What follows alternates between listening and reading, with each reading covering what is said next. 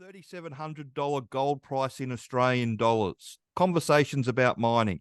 Hi, Jess. How are you? Yeah, great, Andrew. How are you going? Yeah, really good. I just want to say before we start and talk about this really high gold price, we've had another guy get a job, Josh, who came over from New Zealand a few weeks ago.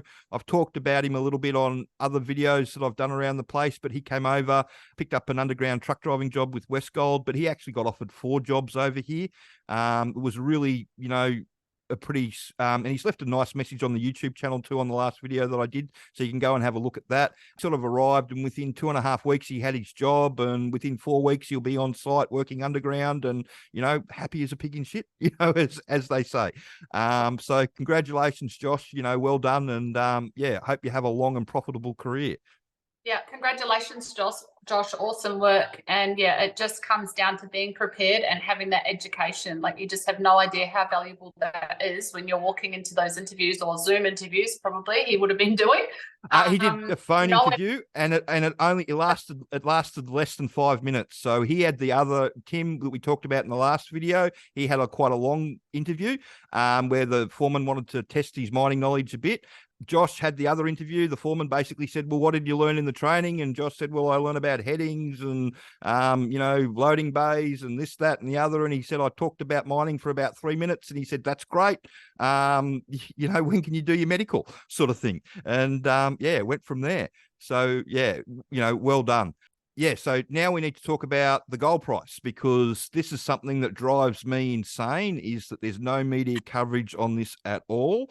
And the gold price has gone through $3,700 an ounce. I think that the high now is 37.26 or something like that. It slipped back $50 now, so I think it's $3,680 an ounce at the moment as we're recording this. But that's still $3,600 and $80 an ounce. That's huge money. I mean, like I've said in other videos, I can remember working on a mine site and the gold price being $280 an ounce, let alone $3,600 and something dollars an ounce, or $3,700 an ounce. And if you don't know about the gold price and the copper price, you're probably looking in the wrong place for your mining job. And that's my biggest frustration.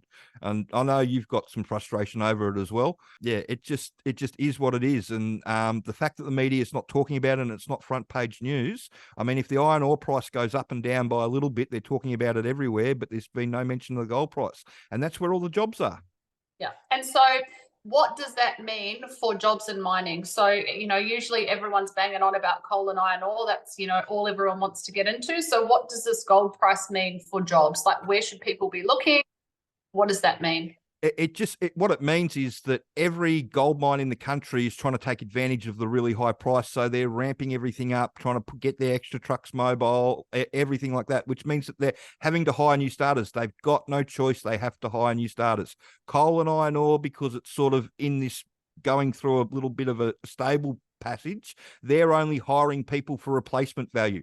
They're not hiring to ramp up production. Everywhere in gold and copper, everybody's hiring to ramp up with production, and that's where they need bums in seats. So I often tell people the two things that you need to do is go where they have got no choice but to hire new starters, and then give them what they want. And that's gold and copper at the moment, and that's where you need to be looking for your job. Because Kalgoorlie is a really big hot spot at the moment, but so central New South Wales and the top end of Queensland and the middle of South Australia with all the copper mines in South Australia.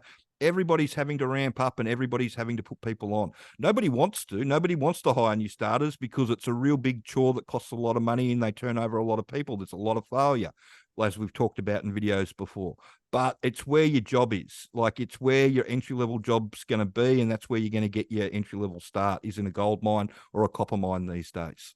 And you'll see that even if you just look on Seek or Indeed or LinkedIn, like any of the job boards that you're using to search for roles, have a look at gold mine, like FIFO gold mine. Type that in and you'll see there are hundreds of jobs, and if you actually go onto each role, they will say, experience preferred but not essential. And that's usually unheard of. Usually it's like experience. They don't want to know, but they will if you have your resume on point, and you have this training and you can talk about be knowledgeable about how the mine works and know what you need to know going into an interview. You can basically almost have your pick of roles at the moment. It's insane. Yeah, yeah, and Josh just isn't the only one. Like we talked about Tim in the last video.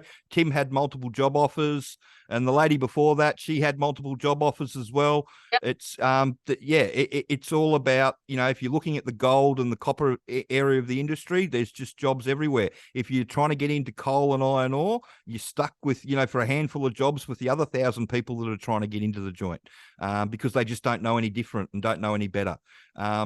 Do some basic research into the industry, guys. That's what you really need to do. Definitely. And keep an eye on those prices, because, Andrew will always keep on top of them and always let us know in his videos about what the prices are doing and how it's all working. But it's really important to keep an eye on that as well, because it does make a big difference on kind of what's going off and what's kind of quietening down and kind of, laying a bit more dormant at the moment in regards to entry-level roles. Yeah, and if it is a bit more dormant, then they only need replacement value. They don't need mobilization for ramping anything up. And when you're just replacing people that are leaving, it's only a handful of people that they need. So you're making a smaller target even smaller.